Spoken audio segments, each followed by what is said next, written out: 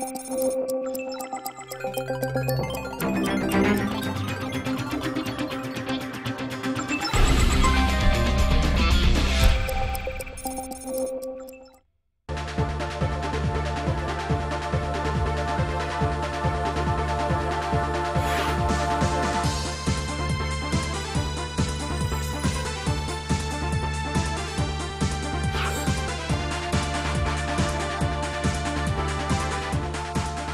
วัสดีค่ะต้อนรับคุณผู้ชมเข้าสู่รายการ Money Forum อยู่กับดิฉันสรวณีพรหมเสนค่ะคุณผู้ชมคะในปัจจุบันสำหรับทุกธุรกิจทุกภาคส่วนนะคะต้องอาศัยเทคโนโลยีดิจิทัลมาเป็นส่วนหนึ่งในการขับเคลื่อนภาคธุรกิจจะเห็นได้จากอาชีพของนักบัญชีนะคะเป็นหนึ่งอาชีพนั้นที่ต้องมีการปรับเปลี่ยนโครงสร้างเพราะว่าจะมีทั้งระบบของพร้อมเพย์การชำระเงินผ่านระบบ e-payment และการส่งงบผ่านระบบ e-filing ทางสภาวิชาชีพจึงเห็นความสำคัญและจัดงานสัมมนา FAB International Conference 2016 ภายใต้ธีม Digital Economy Impact on Accounting Conference ค่ะซึ่งก็จะเป็นการพัฒนาระบบของนักบัญชีไทยก้าวสู่เศรษฐกิจดิจิทัลในอนาคตในช่วงแรกนะคะจะพาคุณผู้ชมไปฟังบรรยายจากผู้บริหารระดับสูงของกระทรวงพาณิชย์และธนาคารแห่งประเทศไทยเกี่ยวกับการนำนวัตกรรมใหม่ๆมาใช้กับยุคเศรษฐกิจดิจิทัลในอนาคตค่ะ Ladies and gentlemen, on behalf of FAP, I welcome all of you to the 2016 FAP International Conference. This year, theme is the favorite subject that has been talking for about over a year now, and that is digital economy and how this affects the accounting profession. We have heard about disruptive technologies, fintech, blockchain, artificial intelligence, which I understand that one of our speakers this morning is going to also briefly touch on all this new disruptive technology. I believe that it is time for the accounting profession to understand these disruptive technologies and how these technologies will affect our profession. During the past 40 years, the profession have been able to adjust and survive all sorts of technologies, starting from mainframe computer, desktop computer, accounting software, applications, and now mobile technology, and I'm sure that many more to come in the very, very near future. We have been talking about accountants who lost their jobs, and presently we will still worry about not enough accountants, and in particular auditors, to support the growth of the business. I believe that we, the profession, cannot be complacent and have to prepare ourselves well for the new era of accounting profession. We have seen companies lost their business, people lost their jobs because they cannot or not willing to adapt to change quick enough.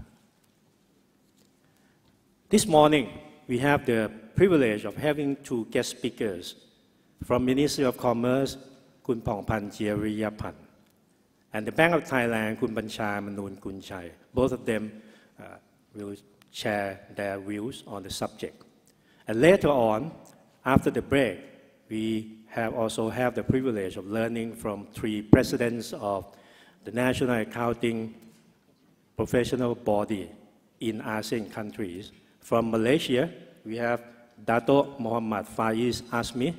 From Singapore, we have Mr. Gerard E. and myself from Thailand on this particular subject.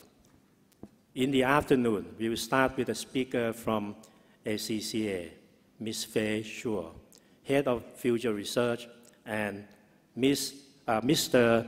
Sanwal K. Agarwal, Managing Director of Bartech International AG, ACCA member, on technology trends impacting accounting professions, and then to hear more of the views of people in the profession. So let us find out more of what we all have to prepare for the future of our profession.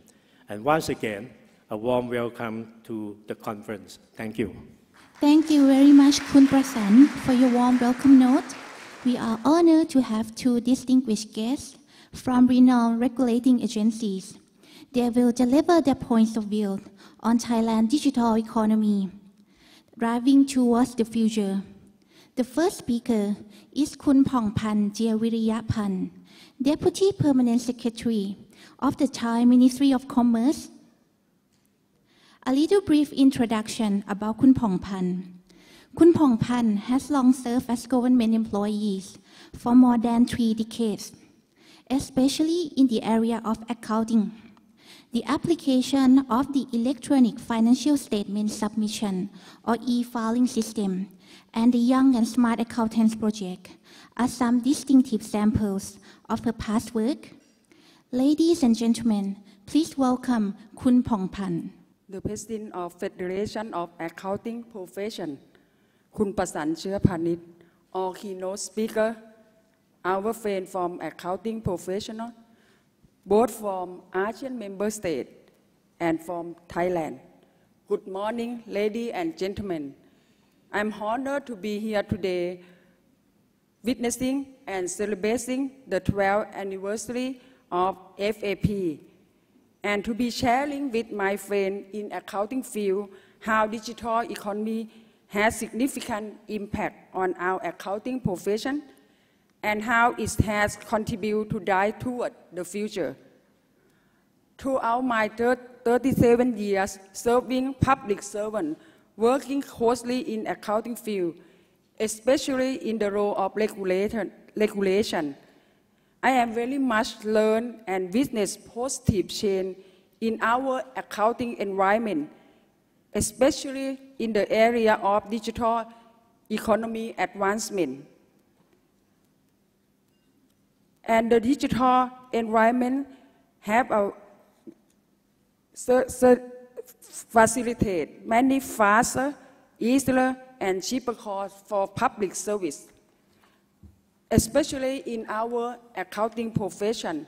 For example, we using accounting program to record financial transactions, utilize digital technology to collect and analyze data, as well as auditor working paper, applying the digital tool to facilitate cross-border chain, associated services, and e-commerce.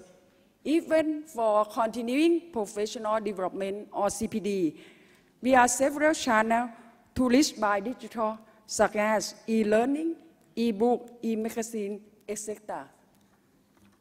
In this session, I will share you with 3 parts. The first part, I will focus on the importance of digital technology to our today life and its contribution to our country. The second part is about Thailand 4.0 model and digital Thailand.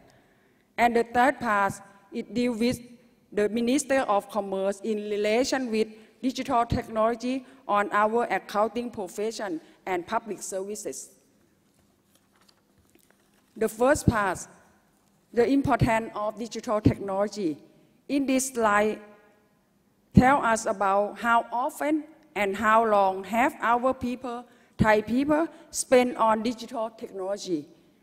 According to the recent survey released this year by the Electronic Transaction Development Agency, or EDDA, it turned out that Thai people are using internet 6.4 hours in average per day, account as 45 hours per week, and 85.5% of Thai population are using internet via smartphone in average of 6.2 hours per week, while Generation Y are those who spend most time on internet, even about average time.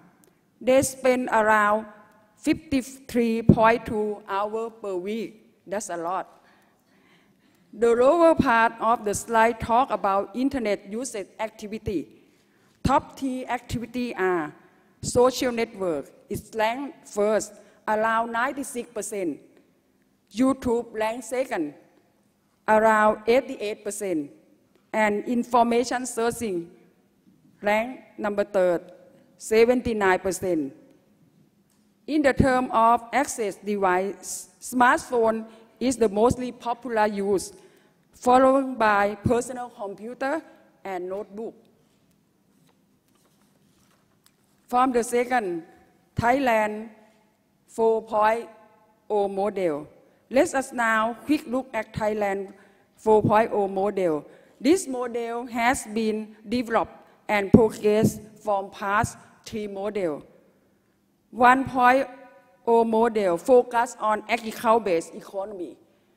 2.0 model focus on light industry-based economy. And 3.0 model concentrates on heavy industry-based model. However, when Thailand used this model from number 1 until number 3, the past recent year, it showed that our nation growth has consecutively declined year on year. Thus, in order to seize those downturn and seek appropriate recovery, the government has introduced the latest model called Thailand 4.0 model. This 4.0 model highlights the need change from more for less concept to less for more concept. That is, we want to change our former Thai economy to the value-based economy and known as innovation-driving economy. That we need to use innovation and digital economy to push up the industry, especially in 5 main industries, as we can see downline in this slide, from food, agriculture, and biotech technology, health and medical technology, robotic and smart device, artificial intelligence, and Internet of Things, the creativity, culture, and high-value service. The government strongly believes that investing in digital industry or digital content is one solid idea to help overcome the middle income trap of the country. Down of your right-hand side of the slide, you might notice that the 2 industries out of 5, especially number 3, robotics, smart device, and mechatronics, and number 4, artificial intelligence and Internet of Things, needs a lot of digital economy to push, to fulfill for these 2 industries. And the government concerned that 4 factors contribute to achieve of the government digital Thailand platform are 4 factors. First is the infrastructure. Second, innovation. Third, information. And people skill or human resources. Now, I would like to share my experience working as the regulator in accounting field, especially under Department of Business Development or DBD. That I used to work almost 37 years. DBD attempt to utilize digital technology to better reform of our public service and to better serve our people in more convenient, transparency, faster manner, and minimize costs. The service that I am sharing in this slide are those closely related to our accounting field. They are categorized into 5 groups. First one, under the accounting related group, there are 3 particular electronic services. There are e-accountant, web service, and young smart accountant. E-filing belongs to the second group. It's about financial submission relation. And the registration related group come with e-registration and e-secure. And knowing resources is known as the flow group, which focus on e-learning and e-magazine. Last final group is a business information related, where is a service application and online data warehouse. For e-accountant, E-accountant service is designed to facilitate entirely the linkage of accountant profession between Ministry of Commerce directly with FAP database under the notion of single point, single form, and single number. Accountants can notify and update their personal data, including CPD report and service record via our online services. Not to mention that this service offers convenience, including reduced time and cost. Currently, there are about 56,600 accountants notified via our electronic system with 100% using this service. Apart from the e-accounting service, is a web service that is sharing the CPA data between FAP and DBD constantly and update database every half an hour. Young and Smart Accounting Project is also a one of popular project and very significant. It is considered as the successful project. Currently, there are around 89 universities from 131 universities join this project. It's about 65% of the total university nationwide. In addition, e-testing system show that around 8,700 students have been certified from e-testing by this training program. Number 9 is quite very important. It's the e-filing. That's, I can see a smile from my accounting friend. We have to work very hard this year together. For financial statement submission, the Minister of Commerce is now offer e-filing services, which is designed to improve accounting environment, not only in terms of financial data comparison among domestic and international database, but also in terms of compliance with IFRS and taxonomy. Showing here is our e-filing interface. This service utilizes XBRL technology. This is a world-class accepted language for financial report. It allows online financial statement data input a single point, enable us to process such data in real-time manner. The application of XBRL was first mentioned 14 years ago in 2002. That I remember I joined or attend the 16th World Congress of Accountants held in Hong Kong.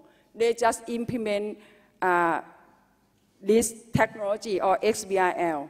So if we use it this year, it's already past 14, almost 14 years already. The Minister of Commerce is very proud to note that we are the first agency in Thailand to apply XBRL. Such application, it takes us as the second in our member states, followed by Singapore. Addition, we rank on the number 6 in Asia and the 22nd in the world. Since 1924 to 2014, that's about 90 years. Thailand financial statements were submitted manually on paper basis only. The minister has wasted at least 4 months to separate and rekey statement data. Besides, we waste very much cost and time. The result is negative. It's out of date information offered to the public because it takes a long time to collect and separate and do a lot of paperwork.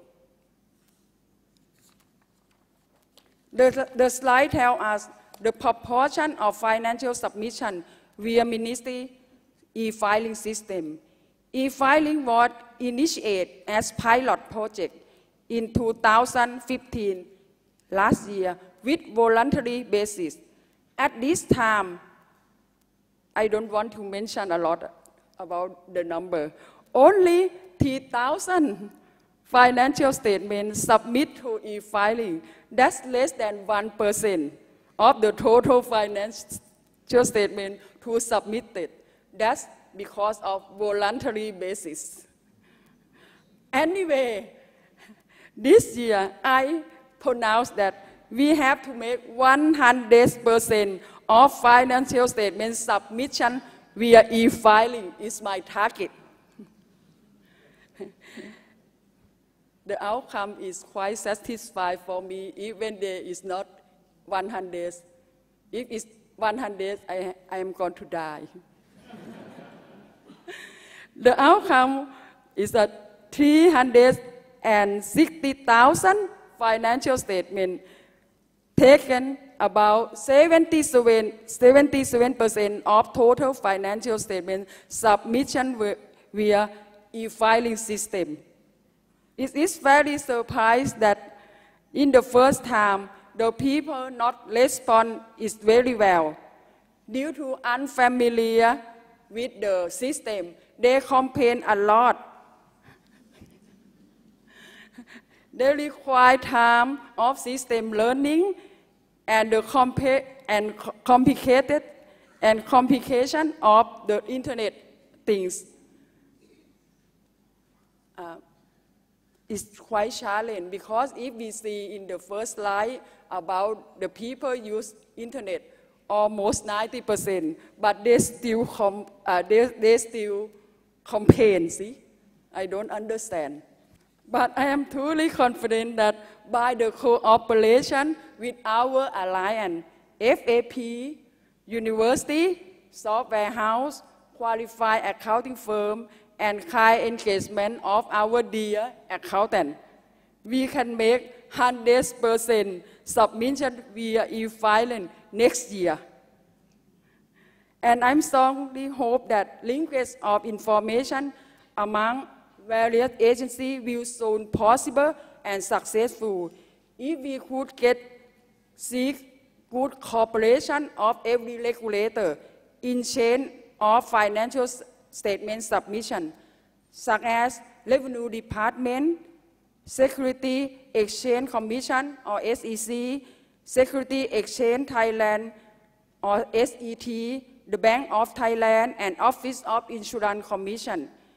With this cooperation, a single set of finance statement submission at a single point via our e-filing system, and business will no longer have to submit their financial statement to each respected regulation.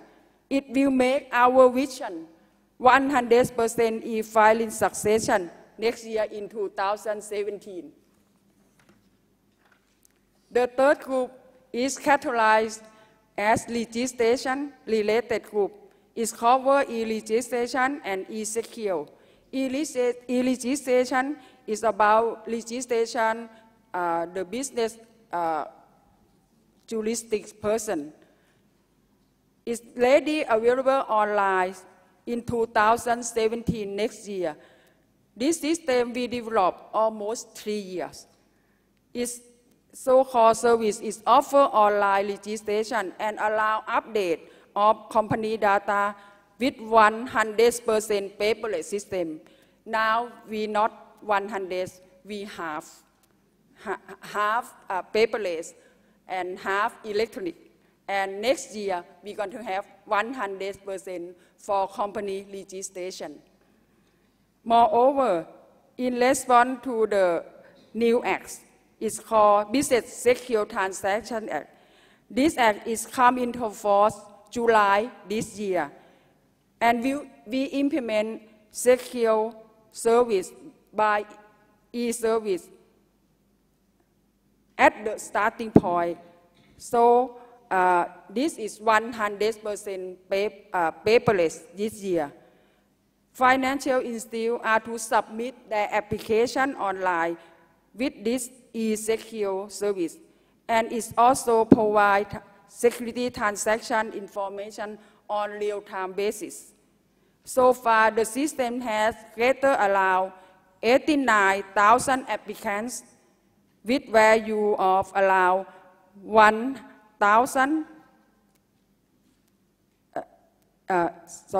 800,000 million baht. That's a lot of money. This system will help a lot for SME to getting loan. And the three particular services are categorized as e-learning, e-magazine, and e-newsletter. Is in the notion for knowledge system for accountant. In everywhere, every time, no limit time, with free of charge. Data warehouse, another one, is offer wide range of business information online, including business registration, financial statement information, and shareholder and share ownership information. Especially if we success with e-filing 100%, the data warehouse will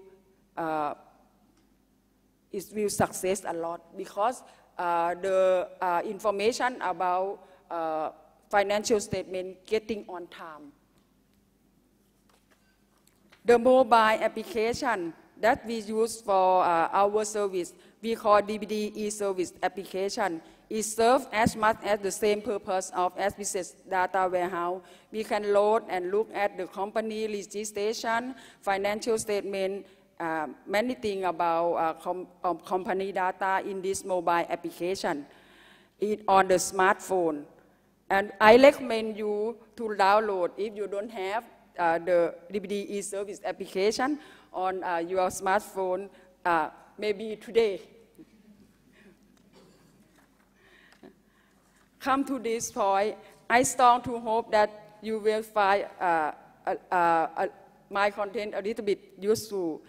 And I would like to note that in terms of e-service, there are two certain different concepts. The first concept, if we launch e-service live from the starting point, is success a lot, or 100% is success a lot, because you don't have divide the work. If you have two systems, one group of the people you have to work with the paper, another group for internet. So it's waste a lot. And so more than you use as only one system. Like we build a new house or we renovate the old house. And the second area is that if the transition system like e-filing and e-registration, this is a spend numberless of resources and man-hour to cleaning back office, because back office is still paper. Right now, even we go to the e-registration next year, this year we have to pay a lot of money to cleaning the data to make it electronic, because it's conjugated in the future with e-system. If e-service is launched in the light at the start, I think the resources is much better than we get manual and change in the future. And we would like to encourage us to offer e-service as the first move, if it's possible, or 100% e-service, if we can.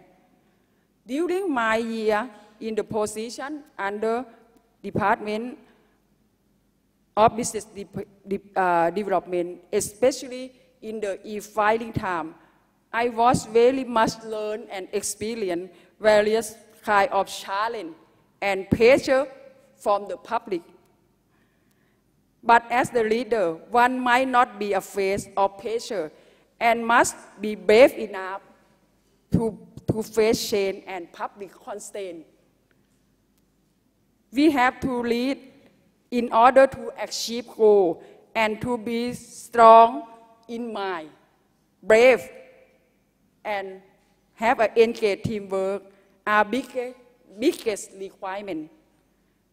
With that being said, I strongly hope that I will be able to reach our goal of 100% financial statement submission via e-filing system in 2017 next year.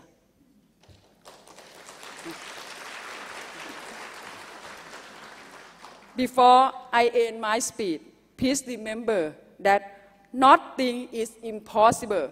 I would instead say, I am possible. Thank you very much for your attention. I wish you all have a great day. Thank you.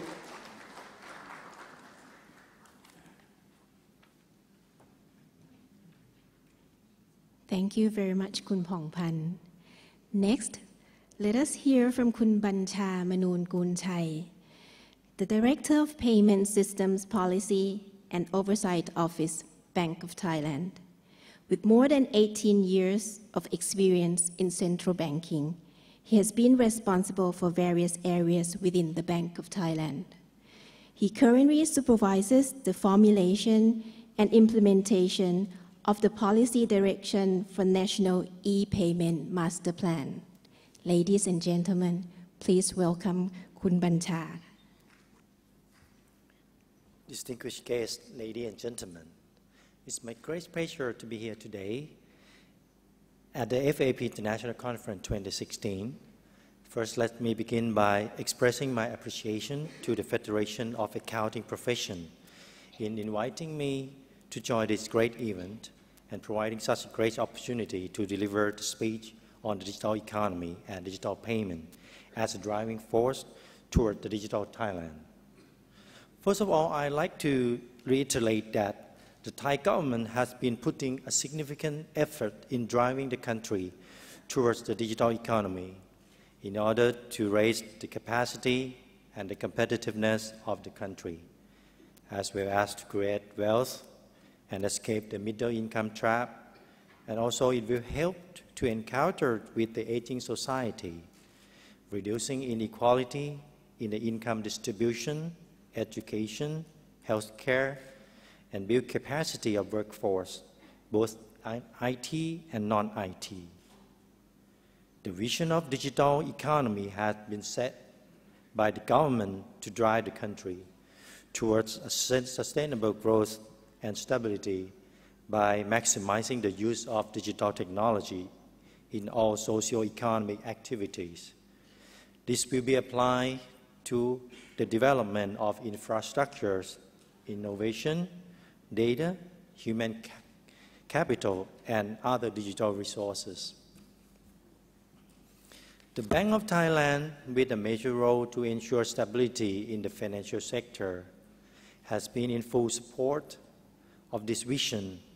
We believe the conversion of digital innovation in financial service would facilitate banks and non-banks to deliver a better value in more convenient and accessible service to consumers with a reasonable price. This innovation would bring a great benefit to the economy and support the digital economy policy. Therefore, the Bank of Thailand has laid out financial landscape to ensure that critical infrastructures, standards, rules, and regulation has been put in place to provide supportive ecosystem and readiness for the industry, as well as promote digital innovation and safety in digital financial services. Today, I would like to share with you some development policy that would promote digital and e-payment ecosystem in Thailand. Firstly, the Bank of Thailand has set the goal and strategic direction of the financial sector through the Financial Sector Master Plan, which right now we have in phase 3. That was approved by the Cabinet in March early this year. This plan set out strategic directions for the next 5 years from 2016 to 2020 with the vision to promote a competitive Thai financial sector to support diverse needs at a fair and undistorted prices, as well as to promote regional trade and investments with proper supervision to ensure macroeconomics and financial stability. So in summary, the master plan aimed to promote a competitive, inclusive, connected, and sustainable financial system. We expect to see the potential growth of digitized financial service in the market after 5 years. Besides, we have been introducing 3 consecutive payment system roadmaps since 2002 with the aim to promote safe and efficient electronic payment services.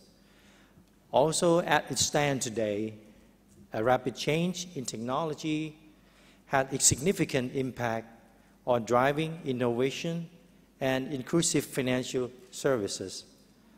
The recent roadmap has been developed by embedding the adoption of new technologies and innovation. In consequence, that would be a great benefit to all businesses, consumers, given that financial transactions can be made easily, smoothly, through various channels at a lower cost. In particular, services such as e-commerce or e-commerce will likely to take those benefits. Other than this, the Bank of Thailand has been cooperating with regional regulators in making an effort to facilitate more efficient cross-border payments, to collaborate with the cooperative oversight, which will support the regional vision of financial integrations for international trade as well. Labor movement and tourism also will take those benefits. Secondly, the Bank of Thailand has proactively been working with the government and private agency as well as financial institutions in drafting the National E-Payment Master Plan, which has been introduced since December 2015 as one of the government major policy in driving towards the digital Thailand. The plan encompasses the development of critical payment infrastructure, which you all may know that so-called prompt pay, with the aim of being a sustainable and open infrastructures that enable integration of all e-payment channels. The plan also seeks to benefit all parties in the country. For instance, the government would be able to accurately identify low-income population, can better support those who are in need. Also, social welfare disbursement can be undertaken with greater efficiency and more transparency.